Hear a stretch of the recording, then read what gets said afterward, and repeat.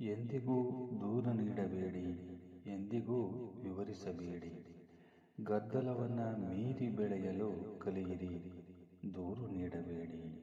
ನಿಮ್ಮ ಶಕ್ತಿಯನ್ನ ಉಳಿಸಿ ಮತ್ತು ಸಕಾರಾತ್ಮಕ ದೃಷ್ಟಿಕೋನವನ್ನ ಕಾಪಾಡಿಕೊಳ್ಳಿ.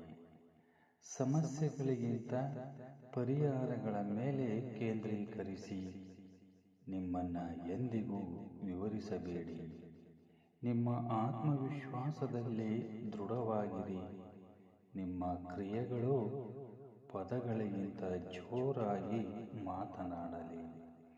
ಇದರರ್ಥ ರಹಸ್ಯವಾಗಿರುವುದು ಅಥವಾ ನಿರ್ಲಿಪ್ತವಾಗಿರುವುದು ಎಂದಲ್ಲ, ಆದರೆ ನಿಮ್ಮ ಸಮಯ ಮತ್ತು ಭಾವನೆಗಳನ್ನ ಉದ್ದೇಶಪೂರ್ವಕವಾಗಿ ಬಳಸುವುದು ನಿಮಗೆ ನಿಜವಾಗಿಯೂ ಮುಖ್ಯವಾದುದರಲ್ಲಿ ಹೂಡಿಕೆ ಮಾಡುವುದಾಗಿರುತ್ತದೆ. ಆಲಿಸಿದ್ದಕ್ಕಾಗಿ ಎಲ್ಲರಿಗೂ ಧನ್ಯವಾದಗಳು.